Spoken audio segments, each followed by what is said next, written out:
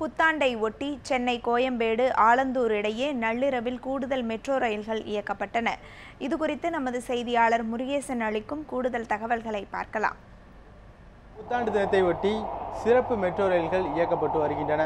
வழக்கமாக மெட்ரோ ரயில்கள் இரவு 10 மணி முதல் அந்த சேவைகள் நிறைவடையும். இன்று புத்தாண்டு தினமாவதால் நள்ளிரவு 2 மணி வரை இந்த சேவைகள் நீட்டிக்கப்பட்டுள்ளன.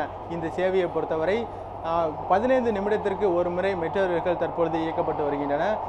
கடற்கரை, கோவில்கள், ஓட்டல்கள் உள்ளிட்ட பல்வேறு இடங்களில் தற்பொழுது புத்தாண்டானது மிகவும் சிறப்பாக கொண்டாடப்பட்டு வருகிறது. இந்த சூழ்நிலையில் புத்தாண்டை கொண்டாடிவிட்டு இருப்பிடத்திற்கு திரும்ப வரும் பல்வேறு மக்கள் தற்பொழுது இந்த மெட்ரோ ரயில் சேவையை தற்பொழுது பயன்படுத்தி வருகின்றனர். தற்பொழுது நம்முடைய ஒரு பயணி இருக்கலாம், அவரிடம் இந்த மெட்ரோ ரயில் சேவை கொடுத்து நாம் கேட்கலாம். தற்போது பார்த்தீங்கன்னா இன்றைக்கி புத்தாண்டு திட்டம் சிறப்பு சேவை இயக்கியிருக்காங்க இன்றைக்கி. ஸோ இந்த மெட்ரோ ரயில் சேவை உங்களுக்கு எப்படி பயனுள்ளதாக இருக்குது? நல்லா யூஸ்ஃபுல்லாக இருக்குது. இப்போ வெளியே போயிட்டு வரும்போது அங்கே எங்கேன்னு அலையாமல் ஒரே இடமா வந்தால் நம்ம ட்ரெயின் ஈஸியாக கிடைக்குது. இப்போ நாங்கள் பீச்சுக்கு போயிட்டு வரோம்.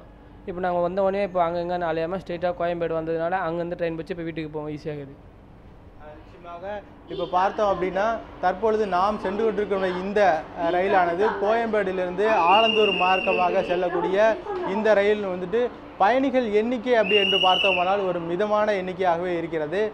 இருப்பினும் இந்த மெட்ரோ ரயில் சேவையை பொதுவாக பயணத்திற்கு என்று பயன்படுத்தாமல் சுற்றுலா பயணிக்கூடிய இடமாகவும் தற்பொழுது கருதப்பட்டுகிறது. ஸோ அதன் காரணமாகவே பல்வேறு பயணிகள் இந்த மெட்ரோ ரயில் சேவையை தற்பொழுது பயன்படுத்தி வருகின்றனர்.